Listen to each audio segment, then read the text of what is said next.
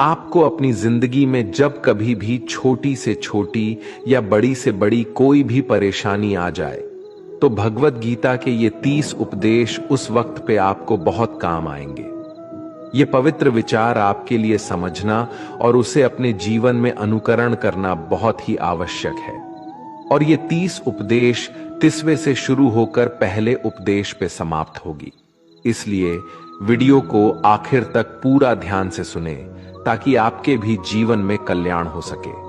गीता का 30वां उपदेश है अश्वमेव भुक्तव्यम कृतम कर्म शुभाशुभम। इसका मतलब है कि आपने कोई भी कर्म किया हो उसका फल आपको जरूर भोगना पड़ेगा। अगर आपने अच्छे कर्म किए हैं तो वो जाने अनजाने में किसी मुश्किल वक्त पे आपको वो अच्छे कर्म उस मुश्किल वक्त से बचा ही लेंगे। अगर आपने गलत कर्म किए हैं, पाप किया है, तो उसकी सजा भी आपको जरूर मिलेगी। तो इंसान कितना ही छुप कर कर्म करे, चाहे वो कितना ही चालाकी से कर्म करे, लेकिन कहते हैं ना, उस परमात्मा के ईश्वर के चारों तरफ कैमरे लगे हुए हैं। हमारे एक एक कर्म पर वो प्रकृति, वो परमात्मा अपनी दृष्टि बनाए रखते हैं। हमारे एक एक कदम का हिसाब होता है। इसे हम एक कहानी से समझाते हैं। एक गांव में 2 मित्र रहते थे। उन दोनों ने विचार किया, इस गांव में हम धन नहीं कमा पा रहे हैं। वो दोनों धन कमाने के लिए शहर चले गए। कुछ वर्ष वहां रहकर उन्होंने काफी धन कमाया। फिर सोचा कि अब हम अपने घर वापस चलते हैं, और हमने अच्छा खासा धन कमा लिया है। उस समय पे यातायात की इतनी सुविधाएं नहीं होती थीं। वो अपने बैलों पर ही यात्रा कर रहे थे। चलते चलते मार्ग में रात हो गए तो उन्होंने विचार किया कि आज रात हम यहीं विश्राम करते हैं। एक मित्र ने कहा कि मैं यहां पर रहकर धन की रक्षा करता हूं, तुम बाजार जाकर भोजन की व्यवस्था कर लो। जब वो मित्र बाजार गया तो उसके मन में पाप आ गया। उसने सोचा कि इतना पैसा हमने कमा लिया है, अगर मैं इसको यही जंगल में मार दूं तो सारा पैसा मेरा हो जाएगा, नहीं तो मुझे इसका आधा धन इसको देना पड़ेगा। मन में ये खोट आने पर उसने अपने मित्र के खाने में जहर मिला दिया, और जब वो खाना लेकर के अपने मित्र के पास गया, उसका मित्र वो जहर वाला खाना खाकर वहीं पर उसकी मृत्यु हो गई। वो व्यक्ति सारा धन लेकर के अपने घर वापस आ गया। फिर उसके घर में पुत्र ने जन्म लिया। जब उसका बेटा पैदा हुआ तो वो बहुत ही बीमार रहता था। उसने अपने जीवन में जो कुछ भी धन कमाया था उसका वो सारा धन अपने बेटे के इलाज में ही खत्म हो गया। बेटा बड़ा होता गया और इसका धन नष्ट होता गया। जब उसका बेटा थोड़ा और बड़ा हो गया तो उसके पिता ने पूछा कि बेटा, तू इतना बीमार क्यों रहता है? तू ठीक क्यों नहीं होता? मैंने अपनी जिंदगी का सब कुछ तुझ पर लगा दिया है, फिर भी तेरी तबीयत ठीक नहीं रहती। तो उसके बेटे ने बोला, कौन सा बेटा और कौन सा पिता? मैं तो तेरा वही मित्र हूं जिसको तूने जंगल में जहर देकर मार दिया था। मैंने अपना वही हिसाब पूरा करने के लिए तेरे पुत्र के रूप में तेरे ही घर में आया हूं। अब मेरा तेरा हिसाब बराबर। अब मेरा जीवन यहीं समाप्त होता है। तो गीता का उपदेश हमें यही सिखाता है। कोई अपने आप को कितना भी चालबाज समझता हो, होशियार समझता हो, लेकिन अगर उसने गलत कर्म किया है, चाहे आज नहीं तो कल उसे उसका फल भोगना ही पड़ता है। कोई भी व्यक्ति अपने किए हुए कर्म से बिना उसको भोगे कभी छूट नहीं सकता। गीता का 29वां उपदेश है कि आपके सारे दुखों का कारण किसी को अपना मानना है। आप कभी गौर करना, आपकी जिंदगी के सारे दुख, सारी तकलीफें, सारी चिंताएं वहीं से आते हैं जहां आपका अपमान होता है कि ये मेरा है, ये मेरा अपना है। यहीं से आपकी जिंदगी में दुख का आना शुरू हो जाता है। इसे एक छोटी सी कहानी से समझते हैं। एक व्यक्ति के पास एक बहुत बड़ा महल था। उसने जिंदगी भर की सारी संपत्ति लगाकर उस महल को बनाया था। आसपास के शहरों के कई लोग उसके महल को देखने आते थे। कई बड़े बड़े सेठ उसके महल को खरीदने की कोशिश करते थे। इसलिए वो महल उसका अहंकार हो गया, उसके जीने की वजह था। उसका उस महल से बहुत लगाव था। एक दिन उसके महल में आग लग गई और वो कहीं बाजार गया हुआ था। जब वो घर लौट कर आया तो उसने देखा कि उसका महल तो आग में जल रहा है। अपने घर को आग में जलता हुआ देखकर उसे इतना दुख हुआ। उसने कहा, अगर ये महल नहीं रहेगा तो मैं भी जिंदा नहीं रहूंगा। अगर मेरा महल ही जलकर राख हो जाएगा तो मैं जी कर क्या करूंगा। वो भी उसी आग में छलांग लगाने की कोशिश करने लगा तो किसी दूसरे व्यक्ति ने उसे रोक लिया और कहा कि भाई, ये जो तुम्हारा महल है, इस महल को तुम्हारे कल बेटे ने किसी और को बेच आया है। जब उसे पता चला कि ये महल अब मेरा नहीं किसी और का हो चुका है तो उसकी सारी चिंता खत्म हो गई। जैसे और लोग उस जलते हुए महल को देखकर तमाशा देख रहे थे, वैसे ये भी खड़ा हो गया। इतने ही देर में उसका बेटा आया। वो अपने बेटे को देखकर बहुत खुश हुआ। उसे आशीर्वाद देने लगा कि तेरे जैसा बेटा तो बहुत भाग्य वाले माता पिता को मिलता है। तुमने तो मेरी जिंदगी बचा ही ली। आज इस घर में आग लग रही थी और तूने कल ही इसका सौदा कर दिया।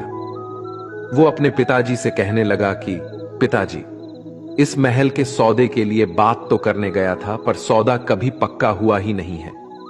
जब उसके पिता ने यह सुना कि अभी इस महल का सौदा हुआ ही नहीं है तो वो दोबारा से फूट फूट कर रोने लगा और अपनी छाती पीटने लगा।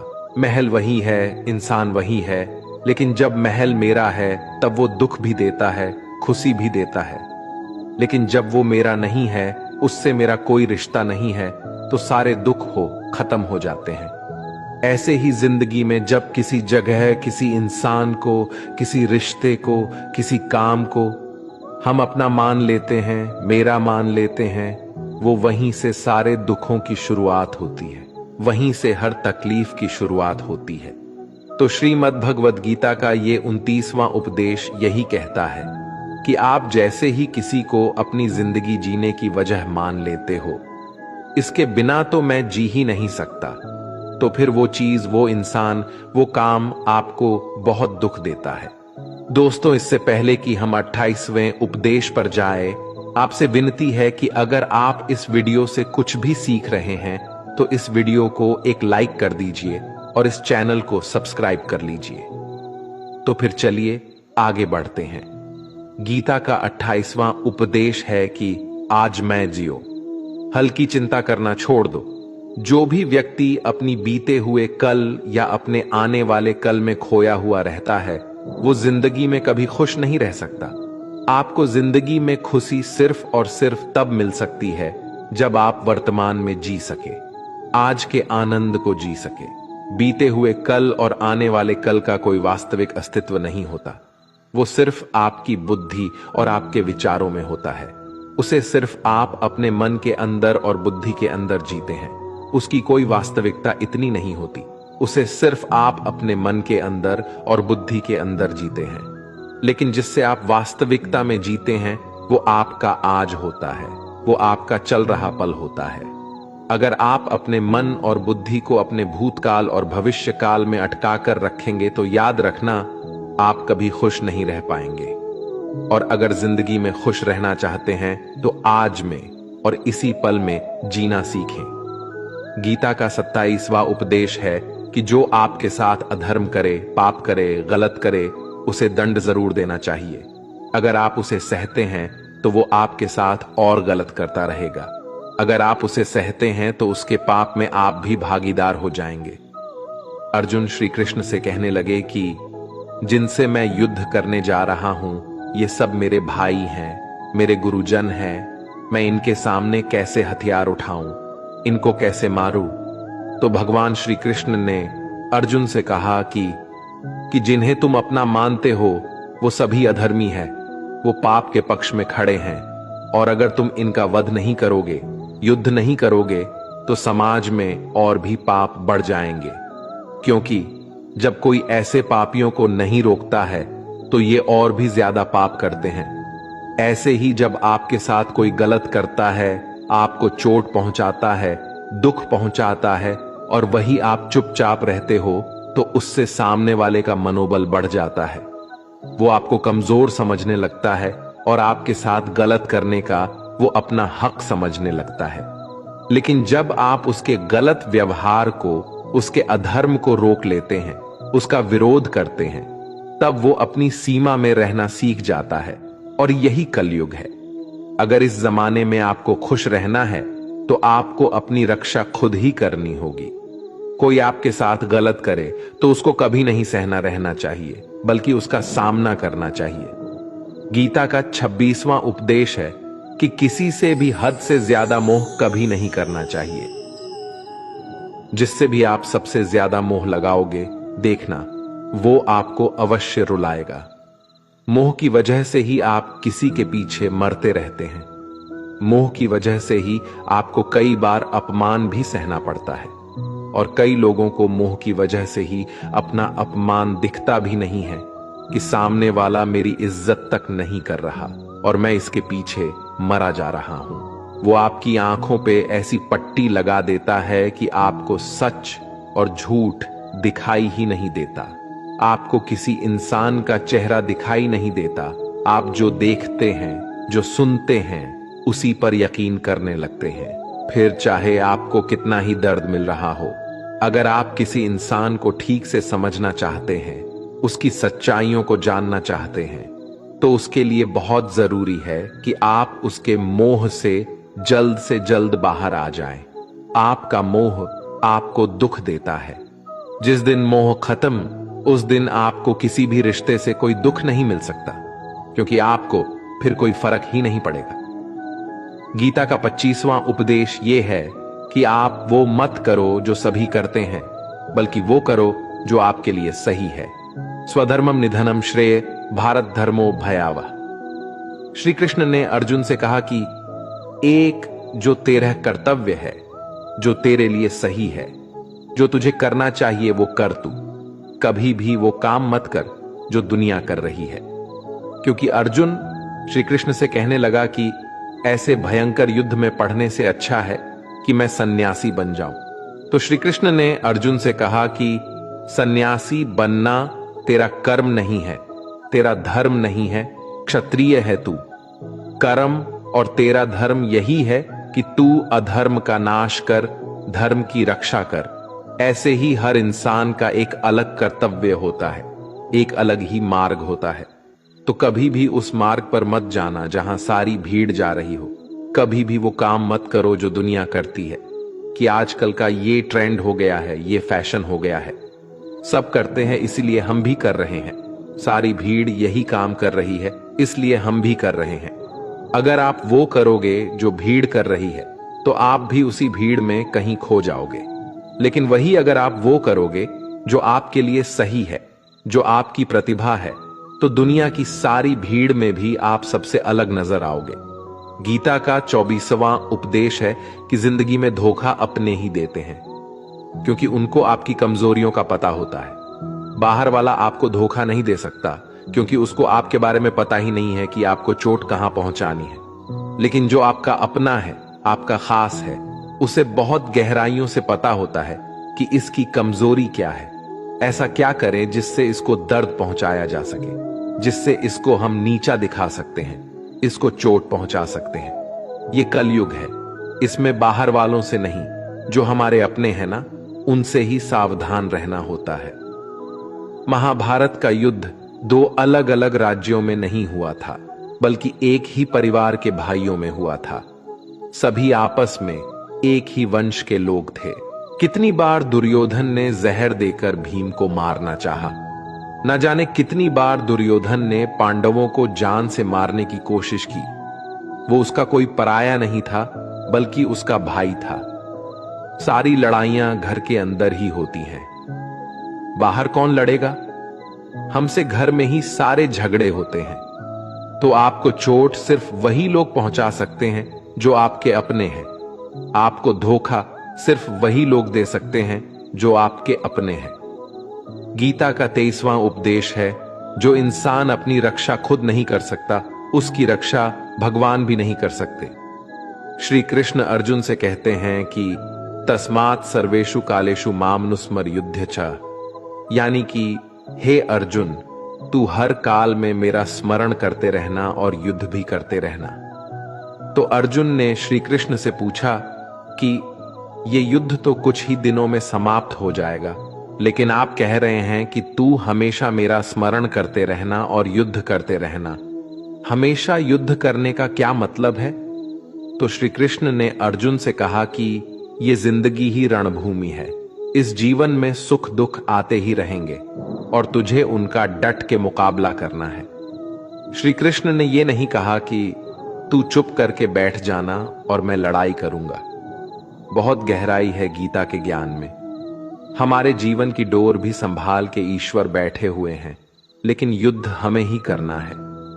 ईश्वर को याद करना है कि हे ईश्वर, मुझे शक्ति देना, मुझे समझ देना, मुझे बुद्धि देना, ताकि मैं अपनी जिंदगी की सारी लड़ाइयां जीत सकूं, मैं जिंदगी में सही मार्ग पर चल सकूं।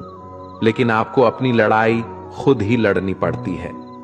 जो लोग ये कहते हैं कि हम कुछ नहीं करेंगे, सभी ईश्वर करेंगे, तो कहते हैं कि आलसी इंसान को देखकर तो भगवान भी घबरा जाता है।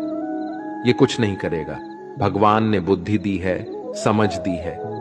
ईश्वर आपको प्रेरणा देते हैं, शक्ति देते हैं, लेकिन आपको अपनी रक्षा स्वयं ही करनी पड़ेगी। गीता का 22वां उपदेश है कि कोई भी ऐसी गंदी आदत खुद को मत लगने देना जो आपकी जिंदगी को बर्बाद कर दे।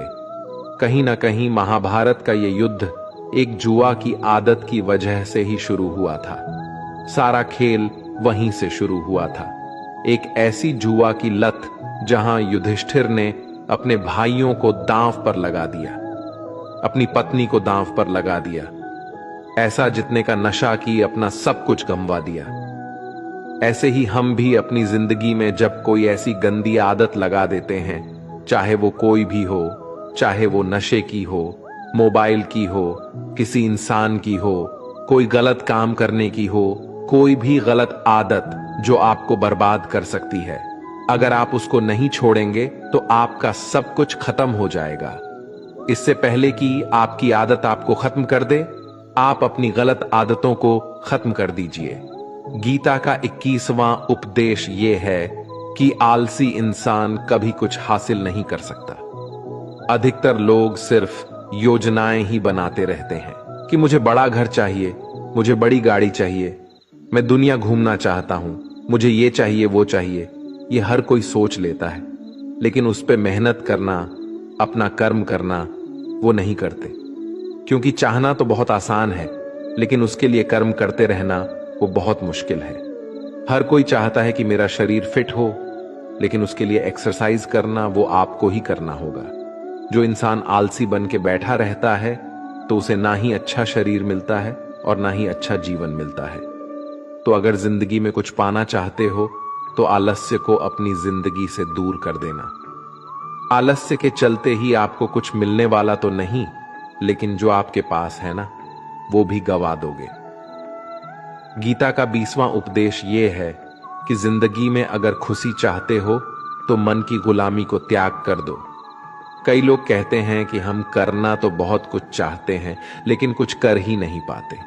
पता भी सब कुछ है कि क्या करने से हमारी जिंदगी बेहतर हो सकती है, क्या चीज है जो हमको नुकसान पहुंचा रही है, लेकिन फिर भी कुछ कर नहीं पाते।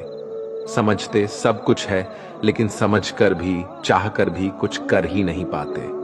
वो इसलिए होता है क्योंकि आप अपने मन के गुलाम बन चुके हो। लोग तो अपनी जीभ का भी स्वाद तक नहीं छोड़ पाते।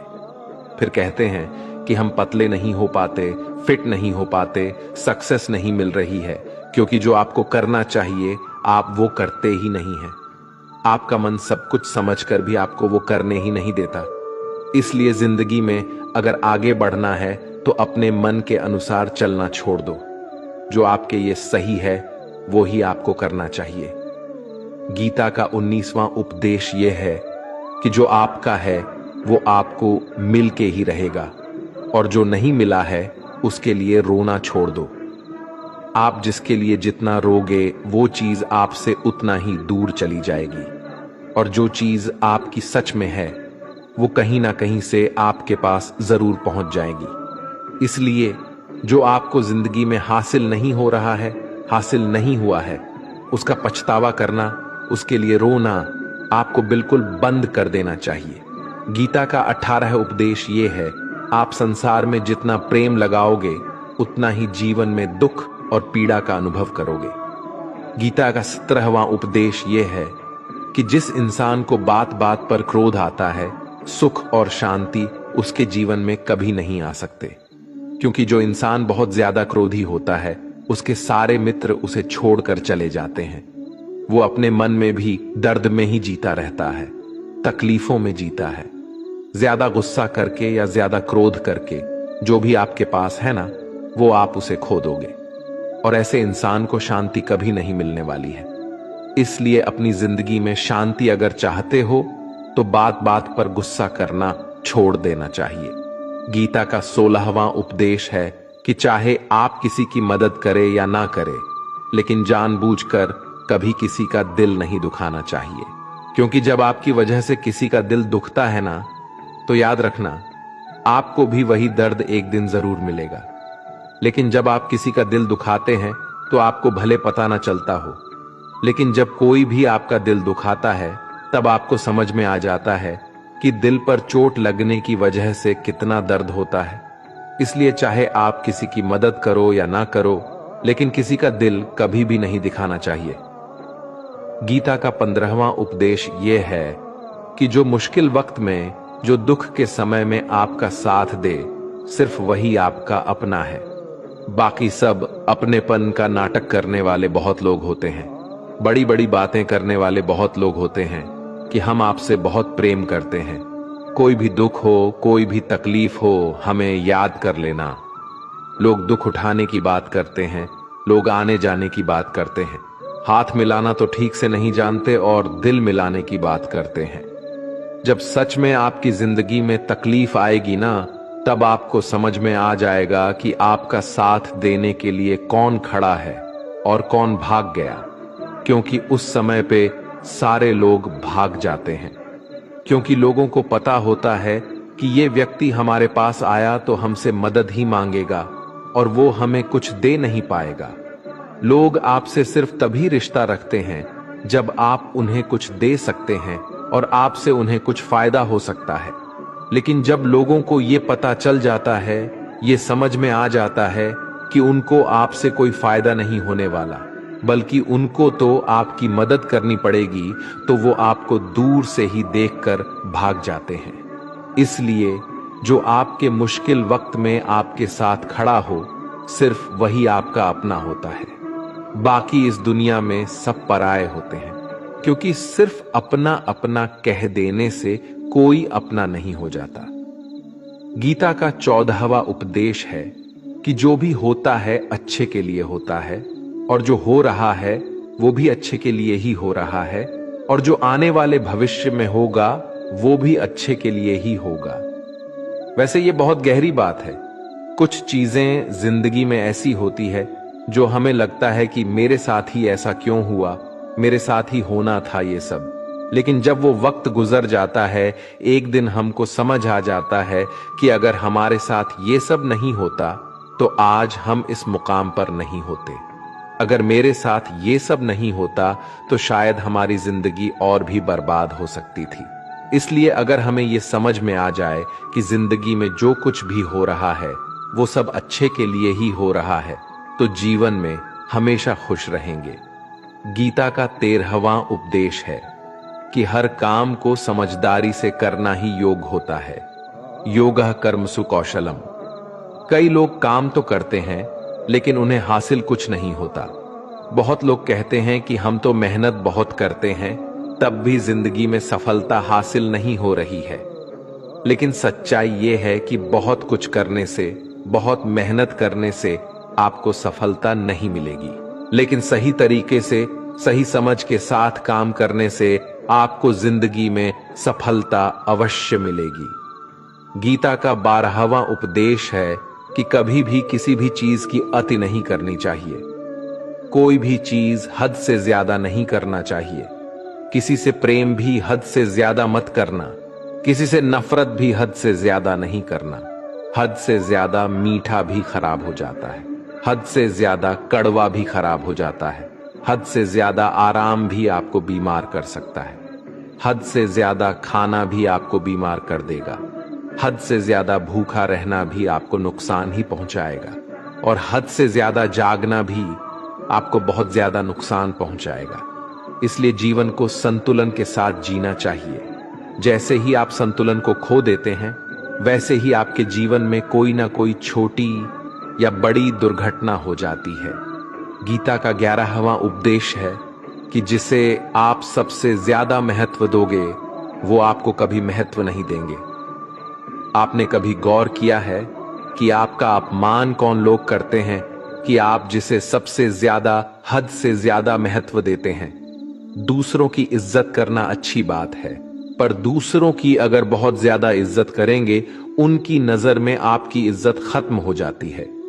इसलिए किसी को भी कभी भी अपना सब कुछ नहीं बनाना चाहिए कि तुम ही मेरे सब कुछ हो।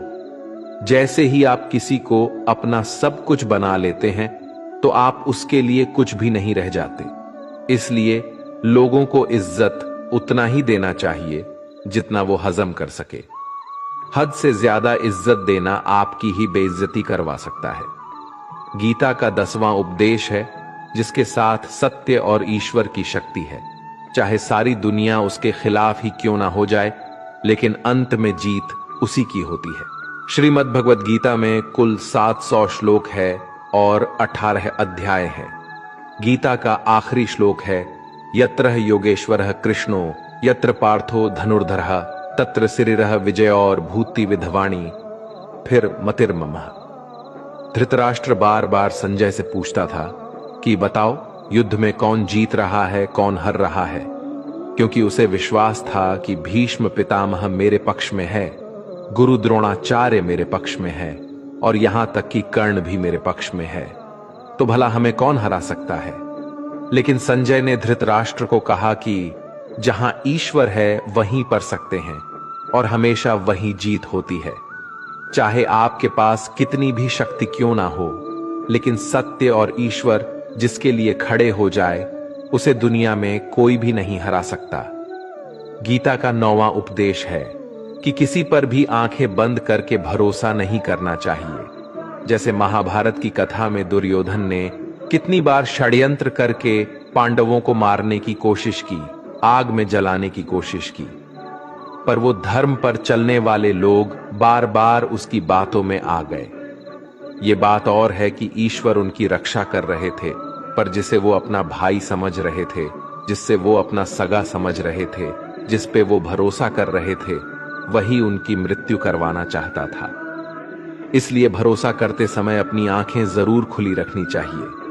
गीता का 8वां उपदेश है कि जीवन में वैसे तो लड़ाई झगड़े से बचना चाहिए, लेकिन जब बात आपके चरित्र, सम्मान और अधिकार की हो, तो लड़ना भी चाहिए। अर्जुन भी महाभारत का युद्ध करना नहीं चाहते थे, क्योंकि सामने उसके अपने खड़े थे। लेकिन श्री कृष्ण ने उन्हें उपदेश दिया कि यहां पर बात लड़ाई की नहीं है, तेरे सम्मान की है, तेरे चरित्र की है, तेरे अधिकार की है। जो द्रौपदी के साथ कौरवों ने भरी सभा में अपमान किया, उसे नग्न करने की कोशिश की, इतना बड़ा अधर्म किया, वो तुम्हें कभी नहीं सहना चाहिए। इसलिए बात जब आपके चरित्र पर आ जाए, आपके सम्मान पे आ जाए, तो चाहे वो अपना ही क्यों ना हो, आपको उसके साथ अवश्य ही लड़ना चाहिए। गीता का 7वां उपदेश है कि चाहे कितना भी बुरा वक्त आ जाए, लेकिन जो इंसान जिंदगी में कभी हिम्मत नहीं हारता, वो सब कुछ हासिल कर सकता है। जब पांडव लोग जुए में सब कुछ हार गए, उनको 12 साल के लिए वनवास मिला और 1 साल के लिए अज्ञातवास। वो भिक्षा मांग के अपनी जिंदगी को पालते थे, भयानक जानवरों के बीच जंगलों में भटकते रहते थे। लेकिन इतना मुश्किल वक्त झेलने के बाद भी आखिर में विजय उन्हीं की हुई, क्योंकि उन्होंने अपने अंदर कभी हिम्मत नहीं खोई। ऐसे ही आपकी जिंदगी में कितना ही मुश्किल वक्त क्यों ना आ जाए, लेकिन आपके अंदर अगर हिम्मत है तो जीत आपकी अवश्य होगी। गीता का 6ठा उपदेश है कि जो किसी और का है, उस पर कभी अधिकार अपना नहीं जमाना चाहिए, कभी कब्जा नहीं करना चाहिए। जब शकुनी ने षड्यंत्र करके पांडवों को हस्तिनापुर से अलग करवा दिया, एक राज्य दे दिया जहां की भूमि भी बंजर थी, जहां और कुछ नहीं हो सकता था, लेकिन पांडवों ने उस शहर को इतना सुंदर बना दिया, इतना वैभवशाली बना दिया कि हस्तिनापुर भी उसके आगे फीका लगने लगा और उसके वैभव को और सुख को देखकर दुर्योधन अंदर ही अंदर जलता था और इसलिए उसने कई षड्यंत्र करके उनका वो खांडव प्रस्थ भी उनसे छीन लिया। जो चीज उनकी नहीं थी उस पर भी कब्जा किया। तो उसका आखिर में परिणाम यही हुआ कि जो चीज उनके पास थी वो भी उसके पास नहीं रही, उसे गंवाना पड़ गया। इसीलिए जो आपका नहीं है कभी उस पर अधिकार नहीं जमाना चाहिए। गीता का 5वां उपदेश है कि वो इंसान जिंदगी में सफल माना जाएगा जो अंदर से हमेशा खुश रहता है। बाहर से तो सभी खुश दिखाई देते हैं, लेकिन अंदर से इंसान अशांति से भरा रहता है। बहुत पैसा कमा लिया, कामयाबी हासिल कर ली, लेकिन वो कामयाबी असली नहीं। असली कामयाबी तब मानी जाएगी जब आपका मन खुश रहता हो। गीता का 4था उद्देश्य यह है कि आप जैसा अन्न खाओगे वैसा ही आपका मन और आपकी बुद्धि होगी। अब वैसा ही कर्म करोगे और वैसा ही आचरण करोगे। सात्विक अन्न खाओगे तो आपका मन भी सात्विक होगा, सात्विक व्यवहार भी करोगे, सोच भी आपकी अच्छी होगी। श्री कृष्ण ने भागवत गीता में सात्विक, राजसी और तामसी इन तीनों आहारों का विस्तार से वर्णन किया है कि क्या खाना चाहिए, क्या नहीं खाना चाहिए। पर इसका निचोड़ यही है कि जो मनुष्य सात्विकता से भोजन करता है उसे जीवन में सुख और शांति अवश्य मिलते हैं। गीता का 3रा उपदेश है कि बुरा इंसान कभी अपनी बुराई नहीं छोड़ेगा। चाहे आप उसके साथ कितना भी अच्छा चलो, वो आपको तकलीफें अवश्य ही देगा। इसलिए जो जैसा है आप उसके साथ वैसा ही व्यवहार करें। बुरे इंसान के साथ आप कितना भी अच्छा बन जाओ, वो कभी अच्छा नहीं बनने वाला। दुर्योधन जंगल में पांडवों को मारने के लिए गया था, लेकिन वहां पर भी लोगों ने दुर्योधन को पकड़ लिया। उसका मित्र कर्ण भी उसे छोड़कर भाग गया। वो भील दुर्योधन को मार देना चाहते थे, लेकिन युधिष्ठिर अपने भाई की रक्षा करने के लिए वहां पहुंच गया और उसके जीवन की रक्षा की। लेकिन उसके बाद क्या हुआ? वो हमेशा पांडवों को नुकसान ही करता रहा। इसलिए अगर कोई इंसान बुरा है, उसके साथ आप ज्यादा अच्छा बनने की कोशिश ना करो। जो जैसा है उसके साथ वैसा ही व्यवहार करो। गीता का 2रा उपदेश है कि मृत्यु से डरना व्यर्थ है। हर व्यक्ति के मन में मृत्यु का भय होता है। इस संसार का जब से निर्माण हुआ है तब से जन्म मृत्यु का चक्र चला आ रहा है। यह प्रकृति का नियम है। इस सत्य को स्वीकार करके भय मुक्त होकर आज में जीना चाहिए। किसी को भी आने वाले पल के बारे में कुछ नहीं पता होता, लेकिन इस संशय में भयभीत रहने से जीवन नहीं दिया जा सकता। गीता का पहला उपदेश है कि जो इंसान अपने कर्मों को समय पर खत्म नहीं करता, समय की कद्र नहीं करता, उसकी जिंदगी का सारा समय व्यर्थ ही समाप्त हो जाता है, क्योंकि समय ही आपका जीवन है। अगर आप अपने समय को व्यर्थ में नष्ट करते रहेंगे और उसे गवाह देंगे तो आपको जीवन में कुछ भी हासिल नहीं होगा। अगर कुछ जिंदगी में पाना चाहते हैं तो समय की कदर अवश्य करना सीखो। जो भी व्यक्ति गीता के इन 30 उपदेशों को रोज सुनेगा, समझेगा, तो जिंदगी की कितनी भी मुश्किल से मुश्किल घड़ी क्यों ना आ जाए, उसे ऐसे मुश्किल वक्त में भी रास्ता अवश्य मिलेगा। दोस्तों, अगर आपने इस वीडियो से कुछ भी सीखा हो तो इस वीडियो को एक लाइक कर दीजिए और कमेंट में जय श्री राधे कृष्णा अवश्य लिखिए। और इस चैनल पर नए हैं तो चैनल को सब्सक्राइब करके नोटिफिकेशन बेल आइकॉन को ऑल पर सेलेक्ट कर लीजिए। धन्यवाद। जय श्री कृष्णा।